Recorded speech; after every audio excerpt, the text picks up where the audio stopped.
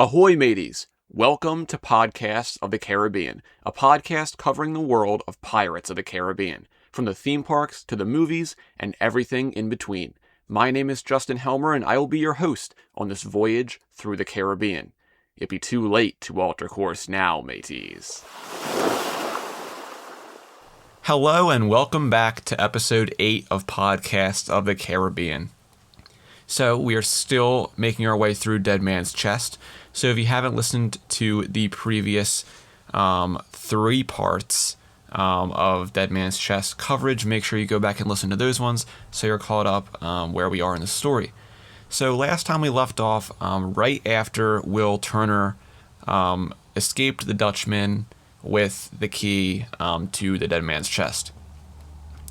So right after that happens, we go, of course, he says goodbye to his father, and then we go right over to the Black Pearl. And we have a really great scene here of Norrington, of course, who is swabbing the deck, and Jack, Elizabeth, and Gibbs. So Jack finds out that Elizabeth has these letters of marque that are signed by Cutler Beckett.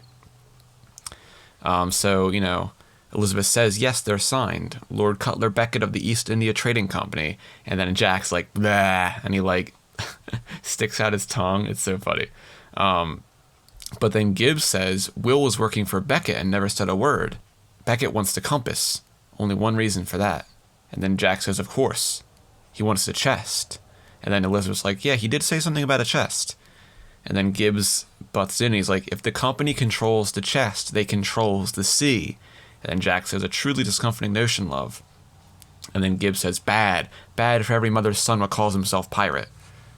And then he says, I think there's a bit more speed to be coaxed from these sails. Brace the foreyard. And he runs away. So now we're left with just Jack and Elizabeth. And, Jack's like, might I inquire as to how you came by these? Then Elizabeth's like, persuasion. And Jack's like, friendly? And Elizabeth's like, decidedly not. And then Jack says, Will strikes a deal and upholds it with honor, yet you're the one here standing here with the prize. Full pardon. Commissioned as a privateer on behalf of England and the East India Trading Company. As if I could be bought for such a low price.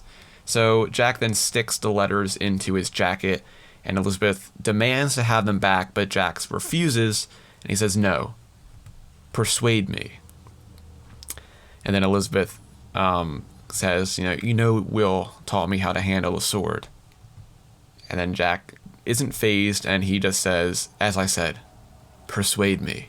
So Elizabeth isn't having any of it, so she just walks away from Jack. And she is on the side of the ship, and Norrington approaches, and he's like, it's a curious thing. There was a time I would have wanted you to look like that when thinking about me. And then Elizabeth is kind of angry, and she's like, I don't know what you mean. And then Norrington's like, oh, I think you do. And then Elizabeth's like, oh, don't be absurd. I trust him, that's all. And Norrington starts laughing and starts to walk away. Then he's like, so you never wondered how your latest fiancé ended up on the Flying Dutchman in the first place? And then he just smiles and then walks away, leaving Elizabeth to herself, and then she grabs the compass and opens it up. And where does the compass point? It points to Jack Sparrow. And Elizabeth is horrified by this, pretty much, and she just shoves the compass away, and we go back over to the Edinburgh Trader. But before we go back to the Edinburgh Trader, I do want to explain this, because a lot of people take this as Elizabeth in love with Jack Sparrow. And now, okay, I get it. Yes, they may have some chemistry, and I get the Sparrowbeth fandom and the Sparrowbeth ship, okay?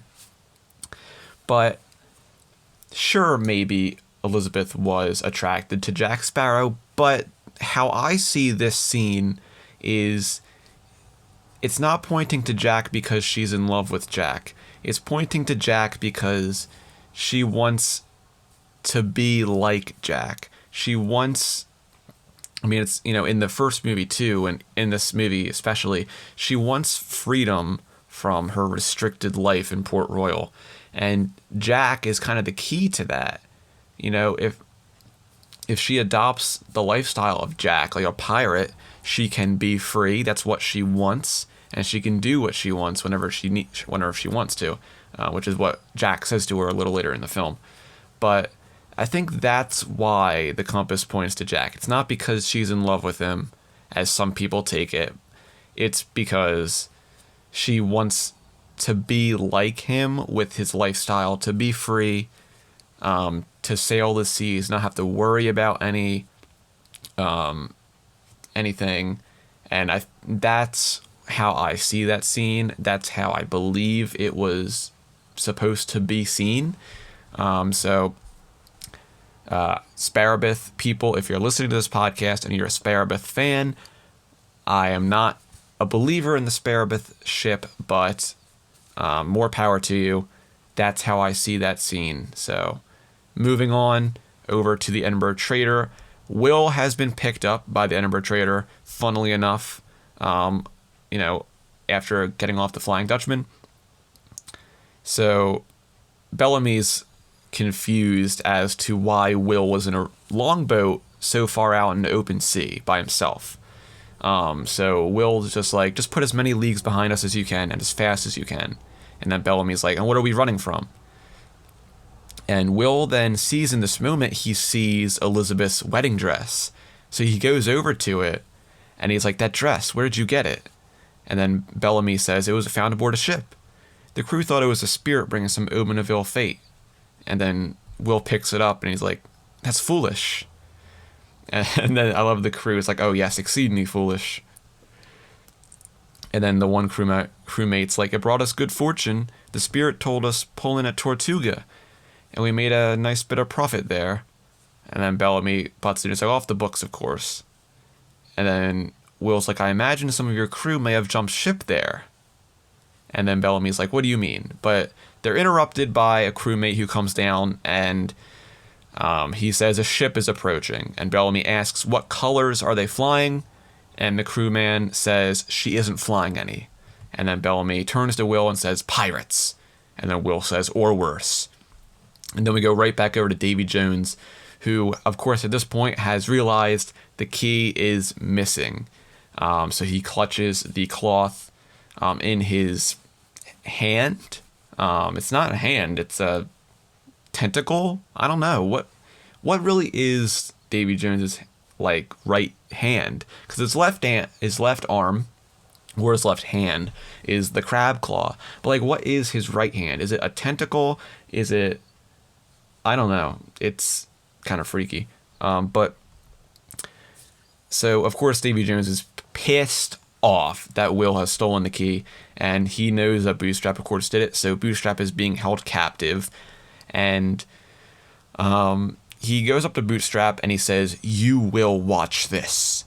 And then he summons something that I bet you've probably been waiting for this whole movie. I've been waiting for this whole movie. It's taken an hour and a half to get to this point, but the Dutchman crew starts raising the kraken hammer, as it's called. I believe that's what it's called. That's what I call it. I call it the kraken hammer. And then we have a very iconic little speech from Davy Jones here, where he says, let no joyful voice be heard. Let no man look up at the sky with hope, and let this day be cursed by we who ready to wake the kraken. And then Bootstrap starts yelling, and then the kraken hammer slams down, and then you have that shock wave underwater. And of course the whole crew, the Edinburgh Trader and Will, are checking out the Dutchman in the distance. They're not sure what's going to happen. So Bellamy is trying to figure out what's going on, but Will has climbed up the mast, and he just says, I've doomed us all. And then he shouts out to everyone, it's the Flying Dutchman! And as soon as he says that, the whole ship rocks, everyone falls down. Will almost falls off the mast, but he grabs a rope and hauls himself back up. Then I love the one crewmate. He's like, Mother Carrie's chickens, what happened? And then they say, must have hit a reef. because they had that big shock wave, but it was not a reef, as we will find out. It was the kraken grabbing the ship. So Bellamy looks over the side of the ship, and he sees the waters are starting to jostle and move a lot. So, of course, they think the ship is stuck in a reef, so Bellamy then says, "Free the rudder, hard to port, then hard to starboard." And right after he says that, the kraken tentacle grabs Bellamy and pulls him into the water. And one of the crewmen sees it, he points out, and then we see that tentacle rise out of the waves with Bellamy screaming and pulls him right back down into the ocean. And the whole crew at this point is scared to death, and they're screaming, "Kraken! Kraken!" They're ringing the bell. They're all getting weapons and everything, and Will is just overseeing all of this from atop the mast. They're grabbing spears, they're grabbing guns and swords and axes, ready to fight this kraken. But of course, they're not gonna kill it. So the one crewmate has Elizabeth's wedding dress, and he says, "Here it is, take it." So he thinks the kraken is, another omen of, bad luck that the dress spirit has brought upon them. So he's offering the kraken the dress, but of course, the kraken doesn't care. So he then drops the dress and tries to run away, but he's pulled away from the kraken as well. We have just some fantastic CGI here of the kraken, and so you would probably think that a lot of this was CGI, and of course the kraken is CGI because the kraken does not exist, but this whole ship set was created in real life. And I'm getting ahead of myself in the movie, but when the kraken does drop its tentacles down and splits the ship in half, that is actually something that was done practically with the actual ship. And then they got these tubes that were emulating the kraken tentacles, and they dropped them right down on the deck and split the whole ship in two in real life. So it really has the actual accurate way of a ship splitting in half and sinking beneath the waves in two pieces.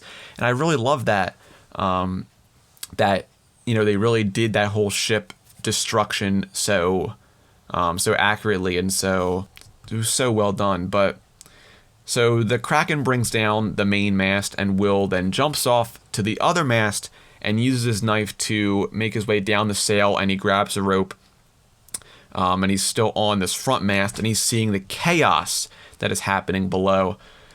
So the kraken then starts wrapping its tentacle around the front mast that Will is on, and he starts to just try to climb up as fast as he can. And we just see the absolute chaos of all of these crewmen dying and being dragged off by the kraken. Will is now engaged in a sword fight with the kraken tentacle, and he stabs it with his sword. And then we, of course, now have the two large tentacles going up into the air.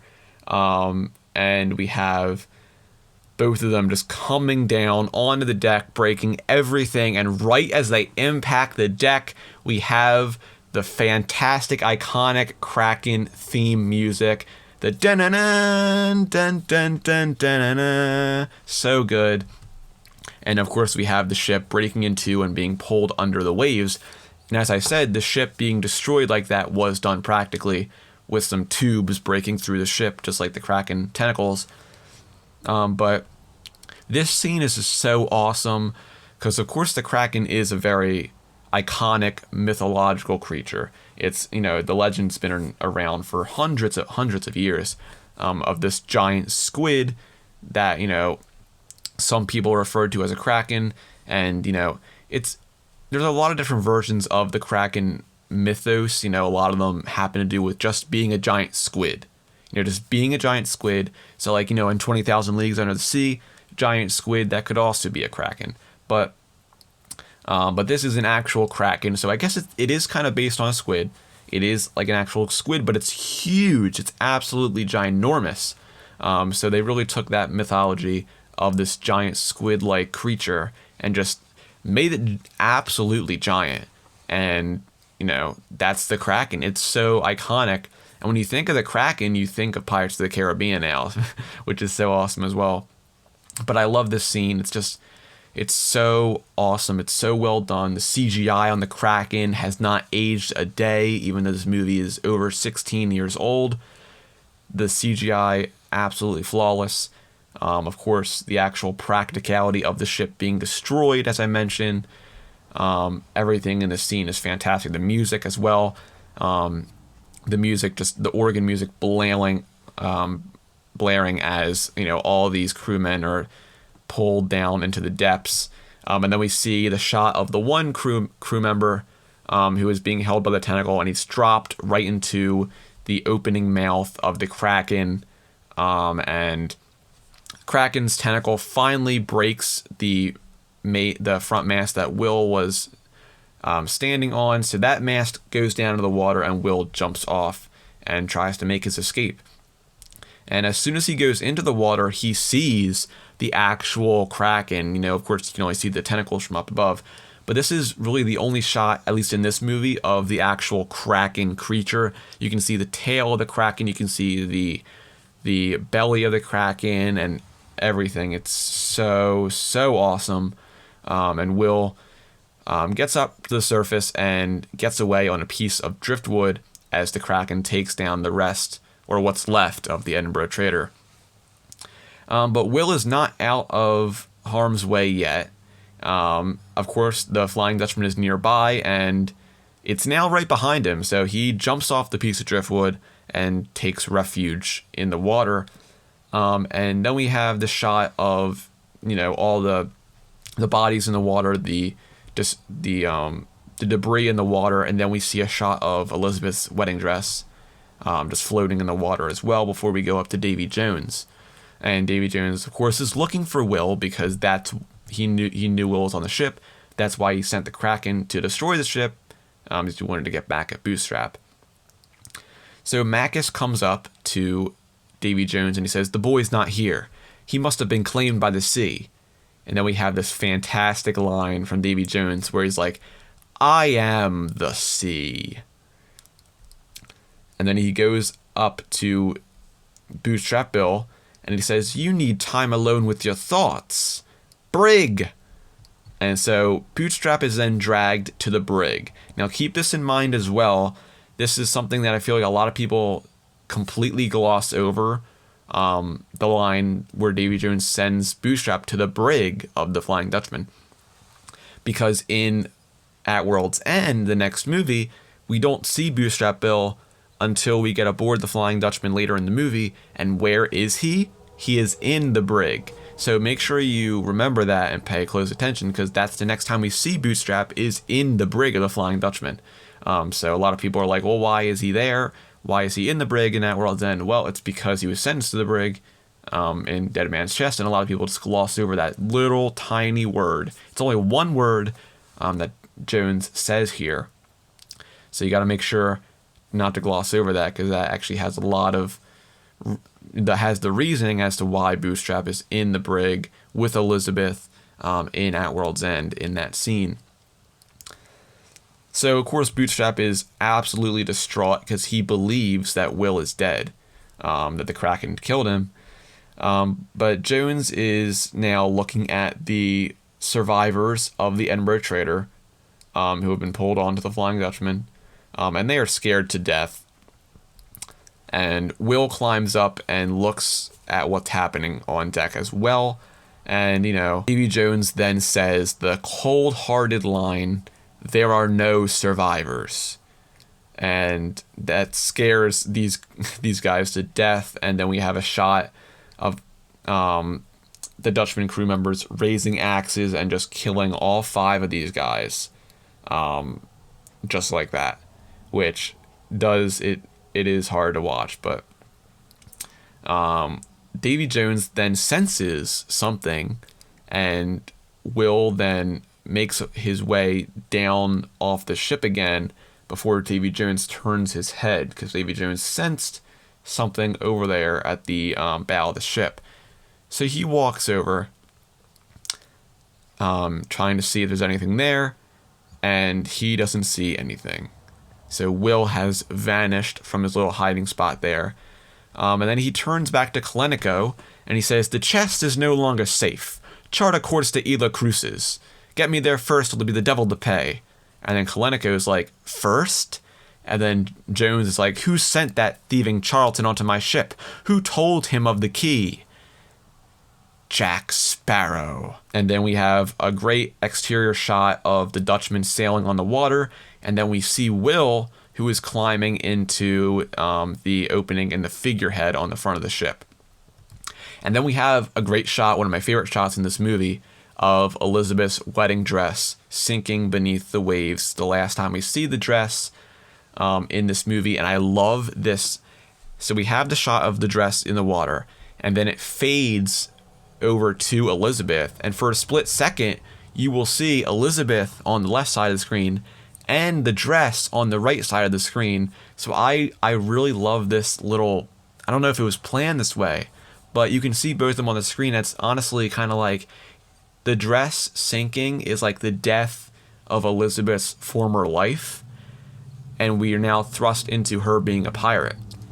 So I wonder if that was kind of what that was supposed to be, or if only I really think about it that way. But I think that the dress sinking really symbolizes something with Elizabeth's character and where she is in this movie. It's kind of the sinking and the death of her former life that she will no longer be able to go back to after what she's done in this movie. So we're then, of course, back on the Black Pearl, and Elizabeth is feeling down on herself, and Jack walks over, of course, and he says, "My intuitive sense of the female creature informs me that you are troubled." And then Elizabeth then says, "I just thought I'd be married by now. I'm so ready to be married." And then Jack's like, Jack offers her some rum, and then she takes a swig, and Jack is trying to seize his moment here. So he says, Lizzie. I love how he calls her Lizzie, and she just like starts backing away from him. He's like, "I am captain of a ship, and being captain of a ship, I can perform a marriage right here, right on this deck, right now." And I love how he gets really up and close and growls that "now," and she just like, ugh. And she just says, "No, thank you." And she just walks away from him. And he follows her. He's like, "Why not? We are very much alike, you and I and you, us." And Elizabeth's like, "Oh, except for a sense of honor and decency and a moral center and personal hygiene." And then I love the shot of Jack just sniffing his armpit. And then he comes up again. He's like, "Trifles. You will come over to my side, I know it." And then Elizabeth says, "You seem very certain." And Jack's like, "One word, love.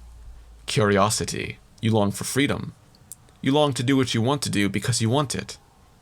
To act on selfish impulse. You want to see what it's like. One day, you won't be able to resist." So I love that little exchange there, because that is true of what Elizabeth is wanting at this point in her arc. She does long for freedom, and she wants to do whatever she wants to do. And that also kind of goes back to why the compass was pointing to Jack earlier in that scene that we talked about little at the beginning of this podcast episode. But that is what Elizabeth wants to do, and that's her new life. She's now a pirate. But Elizabeth then changes the topic of conversation, and she says, why doesn't your compass work?" And then Jack's like, "My compass works fine." And then Elizabeth continues, and she's like, "Because you and I are alike, and there will come a moment where you have a chance to show it, to do the right thing." And I love this line from Jack. He's like, "I love those moments. I like to wave at them as they pass by." And then Elizabeth comes up again. She's like, "You'll have the chance to do something courageous. And when you do, you'll discover something. That you're a good man." And then Jack says, "All evidence to the contrary." And then Elizabeth says, "Oh, I have faith in you. Want to know why?" And then Jack's like, "Do tell, dearie." And Elizabeth then says, "Curiosity. You're going to want it. A chance to be admired and gain the rewards that follow. You won't be able to resist. You're going to want to know what it tastes like. And then Jack is really hyped up in this moment. He's like, I do want to know what it tastes like. And then Elizabeth says, but seeing as you're a good man, I know that you would never put me in a position that compromises my honor. And then as soon as Jack's about to kiss Elizabeth, he looks at his hand and the black spot comes back and he bails out on the kiss, which is exactly what Elizabeth was wanting Jack to do because it proves her point. But then she says, I'm proud of you, Jack. And then Gibbs then shouts, land ho! And we are now making our way over to Isla Cruces. But before we get there, Jack is scared because his black spot has returned, and he just says, I want my jar of dirt. And he runs away. And then we have a great scene of Jack, Norrington, Elizabeth, Pintel, and Rigetti in the longboat going over to Isla Cruces. But it's another great moment between Pintel and Rigetti.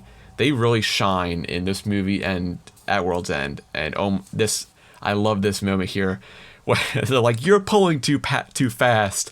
And then Rigetti's like, you're pulling too slow. And then Rigetti's like, we don't want the Kraken to catch us. And then Pintel's like, I'm saving my strength for when it comes.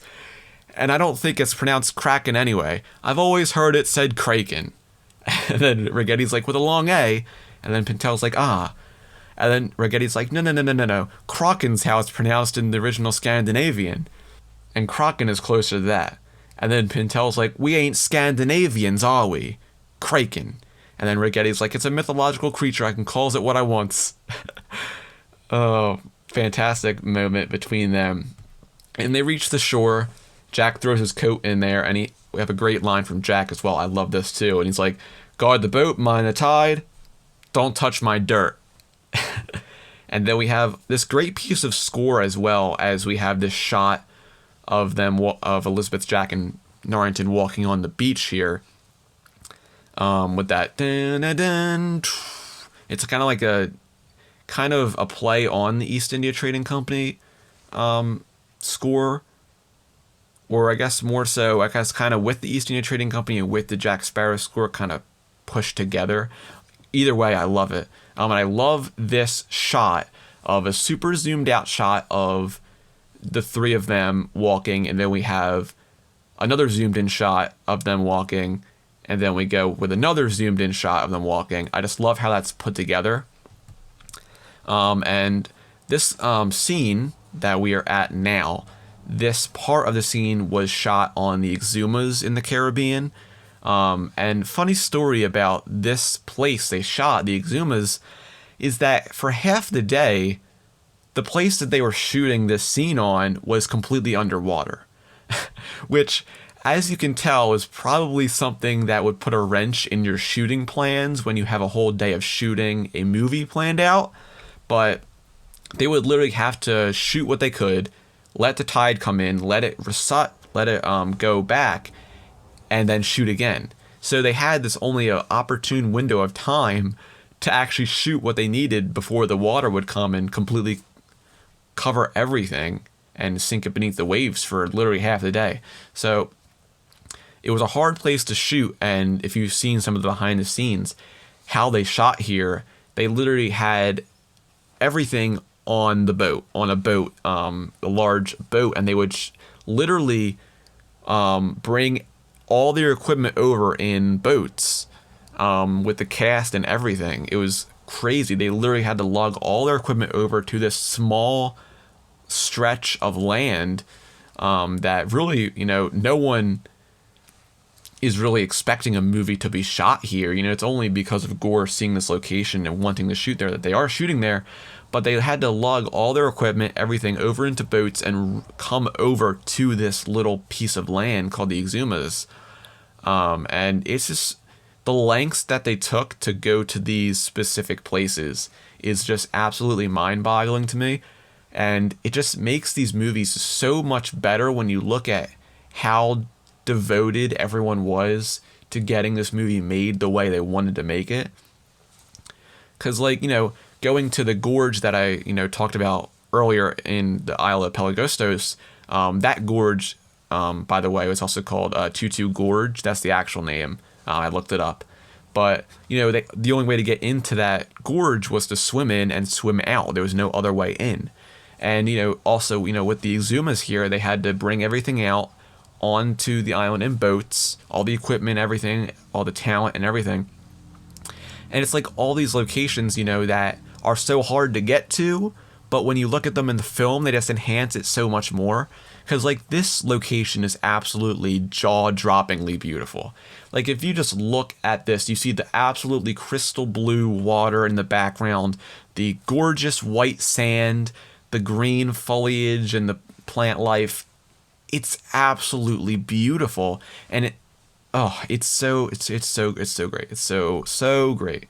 But, of course, Elizabeth still has the compass here, and she's trying to find the chest. And she is having a rough time.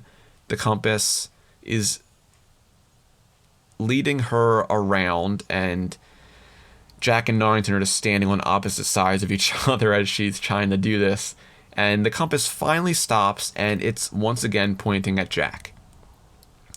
So Elizabeth is frustrated, and she just sits down on the ground. She just it doesn't work. And it certainly doesn't show you what you want most. And then Jack comes over, and the compass is pointing to Elizabeth for Jack. So that does not mean it's pointing to Elizabeth. It's meaning it's pointing under Elizabeth. So Jack says, yes, it does. You're sitting on it.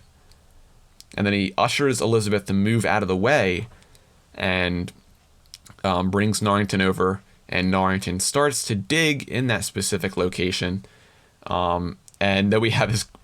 we flash back to Pintel and Rigetti, who are just having the time of their lives. And Pintel's like, guard the boat, mind the tide. Mind if I shine your shoes, sir?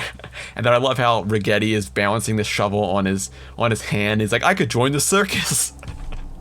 It's just the absolute unhinged nature of their scenes. So great. And then we go back over to the Flying Dutchman, and Davy Jones like, they are here. And I could not step foot on land again for near a decade. And then Macus is like, you'll trust us to act in your stead. And then Jones is like, I'll trust you know what awaits you should you fail. And then he shouts, down then. And the whole crew then shouts, down. And then we have an amazing shot of the Flying Dutchman descending beneath the waves, and we just have the water rushing onto the ship. And then we have that shot underwater of everything underwater. And then we have the shot of the Flying Dutchman going beneath the waves from Pintel and Rigetti's point of view. So cool. It's the only time we see the Dutchman really go underwater like that. But of course, Pintel and Rigetti are super scared out of their minds, and they just run away from the boat. So they're no longer doing what they were told to do. Then we go back over to Jack, Norrington, Elizabeth, and I love how as Norrington is digging, Jack is just sitting there meditating. It's so great. But then Norrington finally hits metal.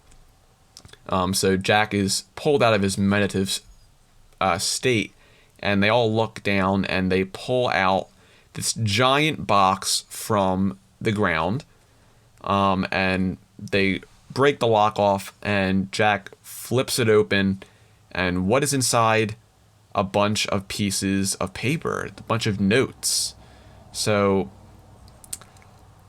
it's very interesting as to these notes here, because Jack then pulls out the dead man's chest, finally, under all these notes. And you can also see there's flowers in here as well. So it's very, very interesting to think about that, of course, Jones put this here. So Jones put the chest along with flowers and all of these notes that were probably for Calypso, and buried everything here so he wouldn't have to deal with any of it ever again. But it's really cool, and I wish I could see if, what these notes could have said on them. Of course, they were just used for production, so they wouldn't have actually wrote anything on them. But, it's just so interesting to see all this stuff from Davy Jones's, former life. And the flowers that he probably would have given to Calypso, and he just buried all of it. He buried everything away, so he wouldn't have to deal with it anymore. which is really, really interesting. So, of course, Jack then pulls out the dead man's chest, which attracts Elizabeth and Norrington's attention, and they all bring their ears close to the chest, and they hear the heartbeat. And Elizabeth's like, it's real. And then Norrington's like, you actually were telling the truth. And Jack's like, I do that quite a lot. Yet people are always surprised. And then Will pops up and he's like, with good reason. And Elizabeth sees him and just runs over to him, and they're just reunited. It's fantastic. They hug, they kiss. It's so good. And Elizabeth's like, you're all right, thank God. I came to find you. And they kiss. It's so good. I love them. Norrington sees this, and he's kind of sad because he was figuring that, since Will wasn't here, maybe there was a chance for him and Elizabeth again. Unfortunately not. I feel bad for him. All this guy wanted to, just let this guy be happy. Let James Norrington be happy. Feels bad. But Jack is super confused. They're like, how did you get here? Because, of course, Jack left Will and the Flying Dutchman, never expecting to see him again, pretty much. But Will is like, sea turtles, mate. A pair of them strapped to my feet. And then Jack's like, not so easy, is it? So, of course, it's a callback to the first movie where, when Will asked Gibbs about how did Jack escape the island after he was marooned, he tells him about, he rashed himself a couple of sea turtles, rashed them together and made a raft. And so Will brings that back here onto Jack. And Will then continues, and he's like, but I do owe you thanks, Jack. And then Will's like, and Jack's like, you do? And then Will says, after you tricked me onto that ship to square your debt with Jones. And then Elizabeth flips back to Jack and she's like, what? And then we have, I love how Jack then says, what? He's in a super high pitched tone. It's so good. But then Will says, I was reunited with my father. And then Jack's like, oh, well, then you're welcome then. And then Elizabeth is enraged here, and she's like, everything you said to me, every word was a lie. And then Jack's like, pretty much. Time and tide, love. So Will then reaches the chest with his knife in hand, and Jack's like, oi, what are you doing? And Will's like, I'm going to kill Jones. And then in this moment, Jack pulls his sword on Will, and he says, I can't let you do that, William. Because if Jones is dead, who's to call this terrible beastie off the hunt, eh? And then Will then takes this moment to step away from the chest. No way to free his father when he's dead. So he steps away. And then Jack says, now if you please, the key. And right before Will gives Jack the key, Jack grabs Elizabeth's sword and then says, I keep the promises I make, Jack. I intend to free my father. I hope you're here to see it. And then Norrington pulls out his sword and says, I can't let you do that either. So sorry. And then Jack's like, I knew you'd warm up to me eventually. And then Norrington flips his sword over to Jack. And then Jack flips his sword over to Will. And now we are, of course, at this kind of Wild West duel showdown with them all having their kind of guns drawn at each other. But Norrington then says, Lord Beckett desires the contents of that chest. I get it. I get my life back. And then Jack says, the dark side of ambition. And then Norrington says, I prefer to see it as the promise of redemption. And he's strikes at Will, and then this begins the three-way sword fight on Isla Cruces, which is one of my favorite fights in these films. It's so well done, having all three of them fighting at the same time, and on this beautiful location as well. But they are locked in their fight, and we, as they're fighting here, we just hear Elizabeth in the background, like, no, stop, no! And then, as they're running away, Norrington then Jack grabs the key from Will, and then Norrington pushes Will over, and then Elizabeth runs over to him, and Will just says, guard the chest, and then he runs away, and Elizabeth's like, no! And then she's like, this is barbaric, this is no way for grown men to, oh, fine, let's just pull out our swords and start banging away at each other, that's That'll solve everything. I've had it. I've had it with wobbly-legged, rum-soaked pirates. And after her outburst, we see in the background how Rigetti is just standing there, not moving, and Pintel is running up to him. And Elizabeth gets down and starts throwing rocks at them. And Pintel reaches Rigetti and is like, well, how'd this go all screwy? And then I love this dialogue from Rigetti. It's like, well, each wants to Chester himself, don't he? Mr. Norrington, I think, is looking to regain a bit of honor. Old Jack is looking to trade it to save his own skin. And Turner there, I think he's trying to settle some unresolved business twixt him and his twas-cursed pirate father. And then Pintel's like, sad. And then I love how in this moment we can just hear Elizabeth in the background still just screaming at them. But Pintel's like, that chest must be worth more than a shiny penny. And then Rigetti is like, ooh, terrible temptation. And then Pintel's like, if we was any kind of decent, we'd remove temptation from their path. And so the both of them then begin to run over to grab the chest. And then Elizabeth is still throwing her tantrum here. And she's like, enough! And then she kind of like starts pretending that she's about to faint. Of course, harkening back to when she fainted in the first movie. But like, she's like, oh, the heat. And then she just like fake passes out on the ground trying to grab their attention. But all three of them are not giving her any time of day, and they're still locked in their fight. So Elizabeth is just absolutely pissed off, and she just sits back up, and we just see Pintel and Rigetti running away with the chest, and then Elizabeth sees them and just goes and runs after them instead. And then we have a great little tracking shot of Will, Jack, and Norrington running through the Exumas here, trying to grab the key. So Will grabs it from Jack, and in this scene, we can see that they're also in the water here. So this is also what I was talking about, how the island would go underwater for literally half the day. You can see how in this part, they're standing pretty much in kind of like an inch or so of water. And that's because all this would go underwater, every single day.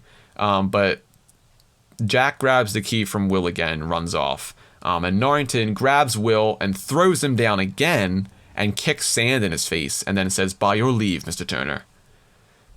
And in this moment, the Dutchman crew surfaces on Isla Cruces, and they see that the box is now missing the chest inside. And then we have Jack and Norrington running through the forest, and then they get to the old church. And this is one of my favorite set pieces in these films. This scene has always been like living rent-free in my head. I love this location. I love this scene. I love the actual mill here and the church and the cemetery and everything. Oh my, it's so awesome. And I'll mention here very quickly about this church that we're seeing. There is a deleted scene that takes place once Jack, Elizabeth, Norrington, Pintel, and Rigetti arrive on Isla Cruces, and when they're walking through the beach. I'll cover it very quickly here, but as I said, I'll do some actual episodes on all the deleted scenes. I'm just bringing up the very notable ones. But Norrington sees the church in the distance, and he's like, I didn't expect anybody to be here. And then Elizabeth then says there isn't. And she tells him about, Isla Cruces, which is apparently this very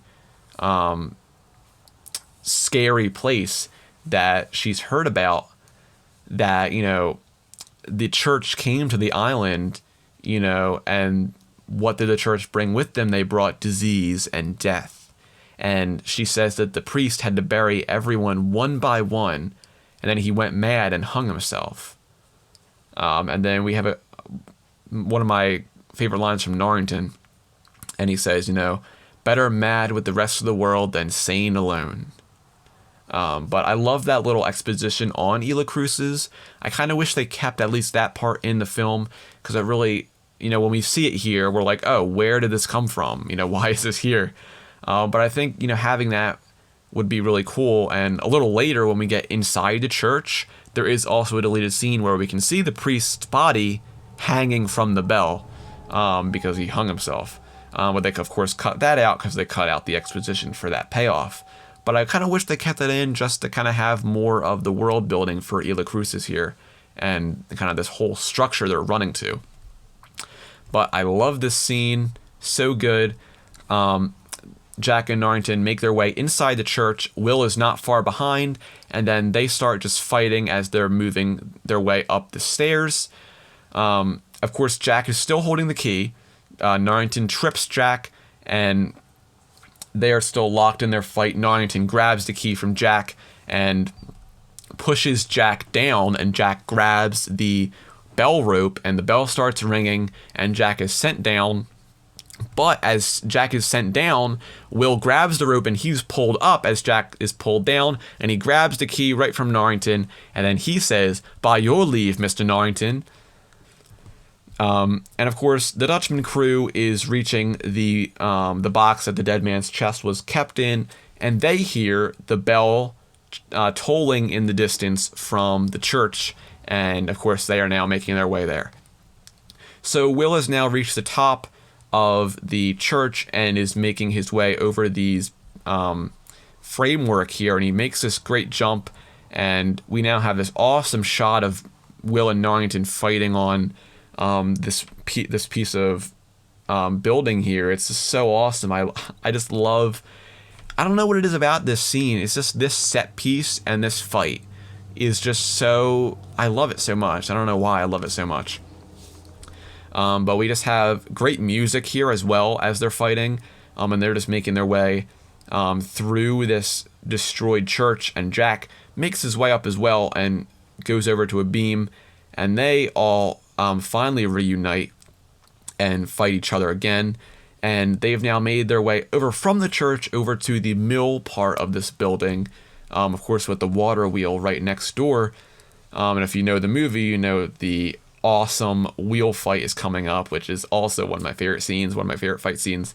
But they're all fighting on the roof of this mill, and as Will and Jack fight, Jack is trying to grab the key from Norrington, and they finally notice that Jack is there after Jack grabs the key from Norrington, and then both of them start fighting Jack, and then they throw his sword off into the distance, and now Jack is disarmed. So Norrington's like, "Do excuse me while I kill the man who ruined my life," and Will's like, "Be my guest." And then Jack's like, "Let us examine that claim a moment, shall we, former Commodore? Who was it that at the very moment you had a notorious pirate safely behind bars, saw fit to free said pirate, and take your dearly beloved all to himself? Eh? So whose fault is it really that you've ended up a rum-pot deckhand what takes orders from pirates?" And then Norrington's had enough, and he's like, "Enough!" And he swipes at Jack with his sword. Jack rolls off the roof, jumps off, and lands on the ground right next to his sword, kind of ironically. But I love that dialogue exchange, because they each have their motives as to why they want the chest, and this fight is like, it's so story-driven, which is it's kind of rare to actually have fight scenes like this really story-driven, with each character having a motive for themselves as to why they want the key. But Jack knows what to do. He knows how to get Norrington on Will's bad side, and how to get Will on Norrington's bad side, and how to get them on his bad side.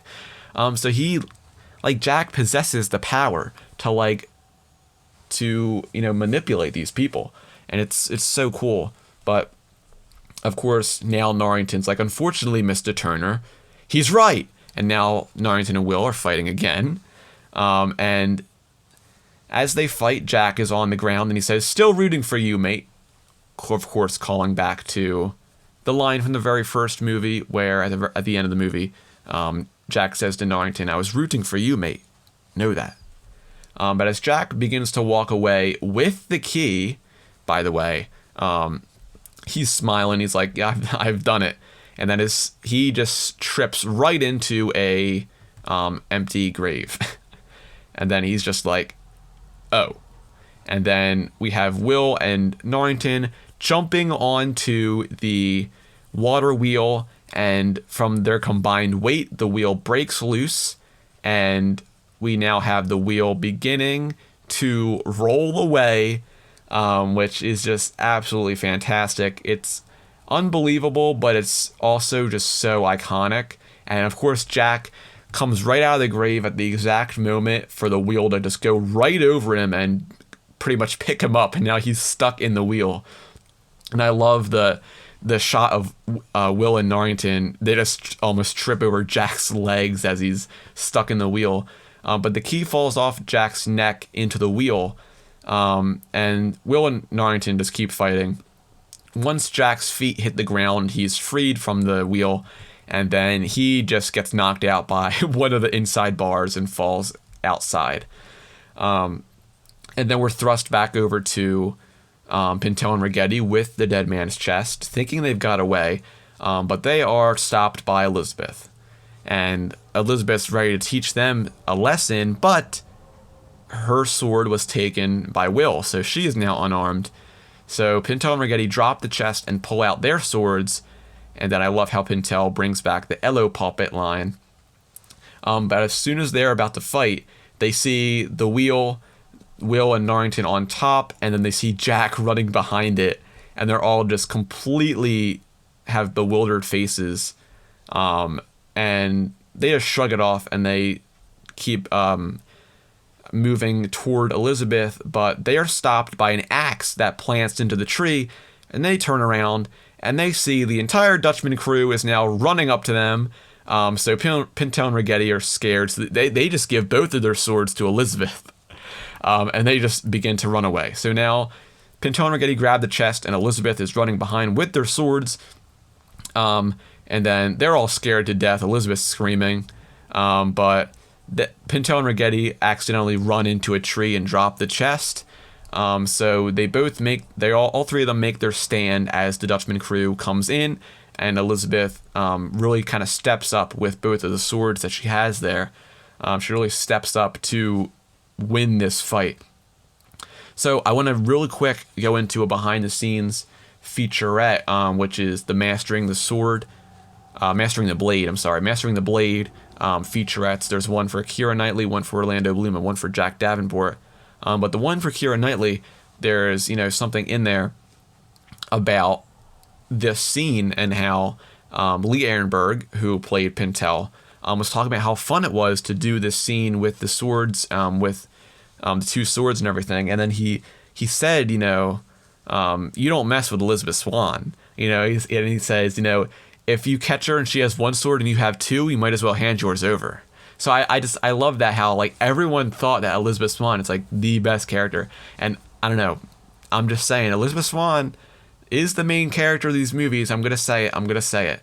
Okay, I'm saying it. Elizabeth Swann's the main character. The writers intended her to be the main character. She is the main character, at least for the first three movies. Her arc is the biggest arc. Anyway, back over to the wheel. Jack is running beside the wheel, sees the key still dangling, and he jumps into the wheel, and is now running inside, kind of like a hamster wheel, while Will and Norrington fight on top.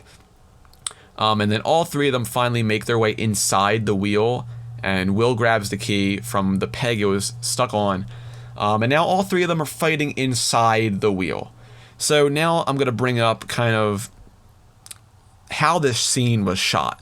Because, of course, you see this scene and you see, these three guys in this wheel fighting, and you're like, there's no way this was shot practically.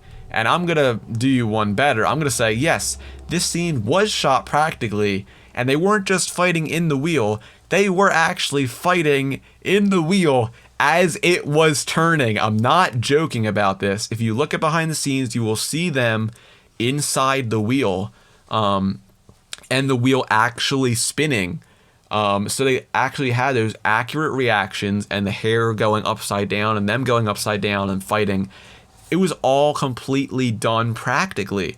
Of course, the wheel wasn't just flying down a hill unsupervised. No, of course, the wheel was on a track that they had put in the jungle here, and they had the wheel kind of just go down that one little track, and then it would reset it. But the wheel did spin, and all three, Jack Davenport, Orlando Bloom, and Johnny Depp, they are all in this wheel, actually fighting as the wheel was spinning around. So it's just so awesome how these things were done practically. Like, you would think today, a scene like this where this wheel is spinning and all three of these guys are inside, you would just, you would shoot them in the wheel, but you would do the spinning and everything in CGI and post-production. But, like, the fact that this whole scene was done practically, how the wheel was actually moving and spinning with all of them inside, and the camera tracked that movement, stuff like this doesn't get done today, Like, Tom Cruise is kind of keeping the action stuff alive with, his stunts for Mission Impossible and, Top Gun and everything. But, like, stuff like this doesn't happen today. Stuff like this does not happen anymore, And it really just, it brings me back to kind of that Gore Verbinski quote where he says, this is the end of an era. Stuff like this doesn't get made anymore. There's a reason people stopped making movies like this, is because it was too expensive. And now it's even more expensive to do stuff like this. That's why no one does stuff like this. Of course, you'll still get practical stuff done. And it's not like I'm saying that no one shoots practically anymore. But it's like, it's big stunts like this that were filmed on location, that were filmed like this with a spinning wheel moving with these three high-profile actors inside. It just doesn't happen like this anymore, But anyway, off the tangent, I'm just rambling about the scene. As you can tell, I love this fight. But as they fight, we go right back over to Pintel, Ragetti, and Elizabeth, who are now fighting the Dutchman crew, and they're doing this awesome fight where they are just throwing their swords back and forth. So Ragetti throws his sword over to Elizabeth, and she has both swords, and she throws one over to Pintel, who fights one of the Dutchman crew members, and then Elizabeth then throws a sword over to Ragetti, and he hits one, and they're just throwing the swords back and forth, and I love that choreography, and that's also in the Mastering the Blade Keira Knightley featurette. If you want to go watch that, it's on YouTube.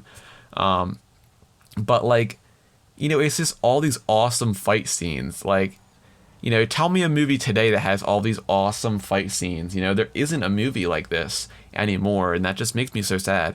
But the dead man's chest in this moment, as Elizabeth, Pintel, and Ragetti are preoccupied, is stolen by Hadris, who of course is the Dutchman crew member with the shell head.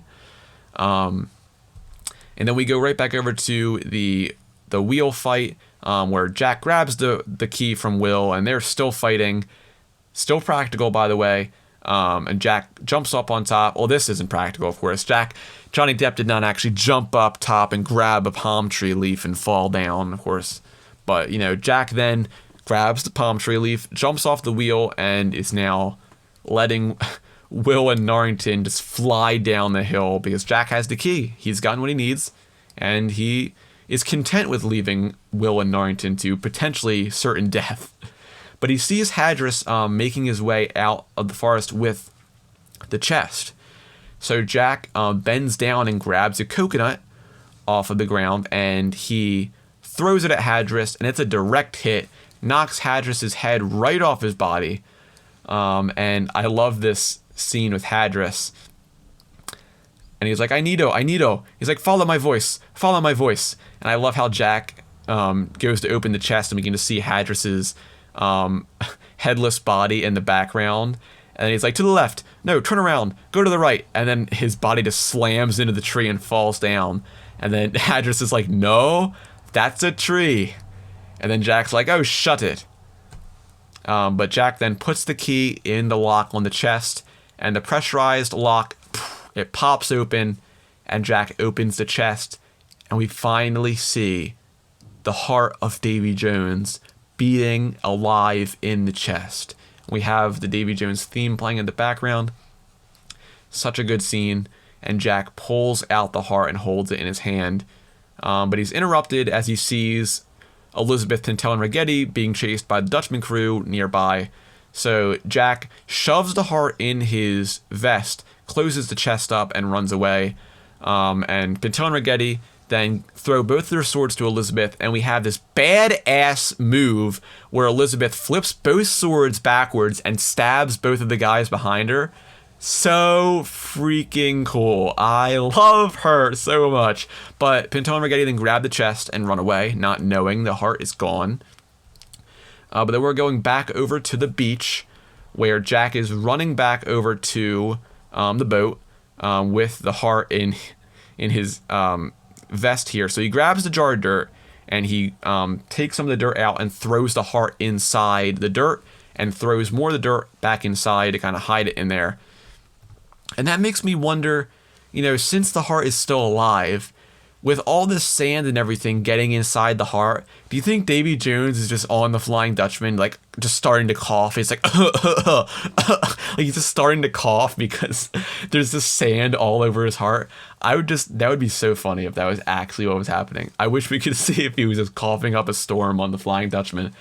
But Kalenico surprises Jack, and Jack grabs an oar out of the boat and starts fighting Kalenico. And then we have a shot that goes right over to Elizabeth, Pintel, and Ragetti, who are making their way back to the boat. And I love how Pintel and Ragetti use the chest to fight off the Dutchman crew, because Elizabeth still has both of their swords. And then we have this awesome shot of the wheel spinning, and we have these great reactions from Orlando Bloom and Jack Davenport as they just fly down the hill. And they make their way back to the beach. So everyone's back on the beach into the water. And then I love how right when Elizabeth is cornered by like 10 crew members, the wheel just comes in and just flattens all of them. And everyone's just super bewildered, and they all just stop. Everyone stops, and they just look at the wheel just going and falling down into the water. And then Will and Norrington finally emerge out of the wheel. And they are just absolutely destroyed. Like, they must be so dazed. But Will is like, Will sees everyone in the distance, and he's like, right. And then he starts walking and just falls down. And then Norrington's actually he's faring very, very much better than Will. Will is just completely dazed and just keeps falling in the water, but Norrington just runs, and he is having no trouble at all. He makes his way over to the boat and grabs the letters of marque from Jack's jacket. And then he sees the sand all over the seat in the boat and the jar of dirt. So he then notices that something's a little off. So we don't see it happen, but Norrington then, of course, opens the jar of dirt, grabs the heart from the jar, takes it. It doesn't tell anyone. So Pintel and Ragetti are still fighting the Dutchman crew with the chest. They come over and throw it in the boat as Norrington runs away with the heart. And as they're trying to push the boat out, Will stops them and points his sword at them. And they go to grab their swords, but they realize Elizabeth has both of theirs. So I love how they just grab stuff from the boat. Like, Pintel just grabs a net and Ragetti grabs an oar, and they're like, come on, Turner! And then Will notices the chest in the boat, and he is completely preoccupied with that. And he goes to open the chest, but Jack turns around, sees Will with the chest, and just goes and knocks Will out with the oar in his hands. And Elizabeth immediately turns around, like, she has, like, Will Turner is in danger senses, and she runs over to him. And then Jack's like, he's alive, unless you plan on using him to hit something with. And then Norrington's like, we're not getting out of this. And then he says, not with the chest. So Elizabeth then says, you're mad. And Norrington grabs the chest and he says, don't wait for me. And then he runs away with the chest in hand to let everyone escape. And then I love how Jack's like, I say we respect his final wish. And everyone's like, aye. And they go back into the boat. And Norrington is running through the jungle, falls down, drops the chest, and as soon as he's about to grab it, Hadris steps on his sword, head in hand, and he says, your bravery is wasted. I shall pry the chest away from your cold, dead hands. Then I love this moment where they're all just looking at each other, and Norrington's just like, here you go, and he just gives Hadris the chest and runs away. And everyone just starts laughing. And I love how Hadris's body starts to just walk away with the chest, and then just leaves his head, and he's like, oh, pirates. And then we have Hadris morphing into a crab, and he just goes after them. So, a little unsettling as well, but of course Norrington didn't leave the heart in the chest. He has the heart. That's why he didn't care about giving them the chest back. But then we're thrust right back over to the Black Pearl, but that is where we will stop today. Next week, we will finish Dead Man's Chest. We have an absolutely fantastic 20 minutes left in the movie that is absolutely just so good. If you know what's coming up, you know it's going to be a good episode next week, so stay tuned. Make sure you're here for that episode next week where we wrap up Dead Man's Chest. Then after that, we're going to be starting at World's End. We're getting through the main trilogy here. So as I'm saying this, so I'll quickly just update and say what I'm going to be doing after I get the first 3 movies done. So my plan was, my original plan with this podcast was to just cover all 5 movies immediately. Just do all 5 movies first, and then I'll break into the expanded material. But I kind of want to put in some expanded material and then go back to the movies. So I was thinking more so after we finish At World's End with the main trilogy done, then we'll break into some expanded material like the Jack Sparrow novels, the Price of Freedom book, the Brethren Court book series as well. Of course, we won't do all of that before we go to On Stranger Tides and Dead Men Tell No Tales, but of course we'll put some of that in, and then we'll go back and forth. So we kind of have, a nice mix of content, so it's not just the movie review going up for the next few months. So after Our World's End, we'll delve into a bit more of the expanded material. We'll probably do 1 or 2 of the Jack Sparrow books, and then maybe some of the comics that were very important, or some other stuff as well. But I have just actually bought all of the Young Jack Sparrow books for the first time. You would think that me running this podcast, being this Pirates of the Caribbean fan, that I would have read the Young Jack Sparrow novels. I have not. I have not read any of them, but I do have 2 of them on my shelf. I have the second book and the third book, but I don't have the first book. So I can't read the second book and not read the first book. So I went and bought all of the missing books from the series, all the main Jack Sparrow books, and then the spin-off one with, the tale of Billy Turner and other stories. I bought all of those. They'll be arriving next week. And then, of course, after we finish At World's End, we'll maybe start with some Young Jack Sparrow books as well. And they'll probably be just 1 episode per book because they're pretty short books as well. But that's what we have to look forward to in the near future. Make sure you are listening next week for the finale of Dead Man's Chest.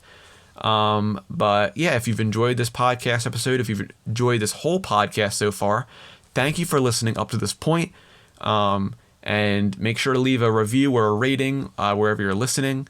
And thank you for listening. It means a lot that people are actually listening to me ramble about Pirates of the Caribbean, because this is what I love so much. I love this so much, and I want to share my love with, a lot of people that may not be so into it, or maybe they are fans, maybe they haven't picked up on some of these things, but there's so much stuff to just take away from these movies.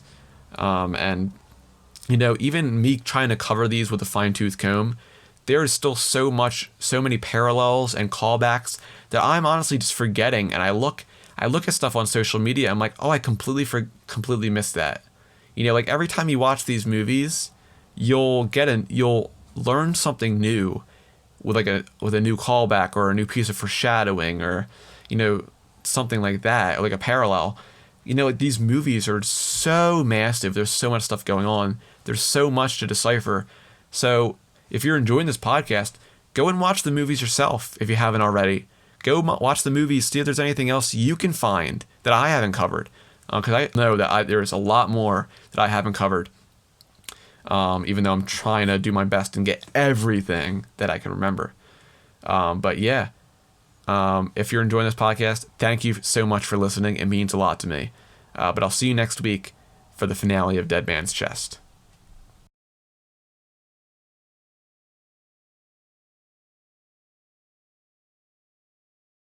Podcast of the Caribbean is in no way affiliated with Disney. If you want to send me an email or a question, send it over to podcastofthecaribbean@gmail.com. If you have some reviews or things you want to say, go ahead and email them over, and then I'll read them on the podcast. So if you want to send me something, if you want to ask me a question, send me an email. I'll read it on the podcast and give you an answer. You can also follow this podcast on Twitter at podcastpotc and on Instagram at Podcast of the Caribbean. I post some fun content and trivia over there. Make sure you go give it a follow. Be sure to keep a weather eye on the horizon. And always remember, dead men tell no tales.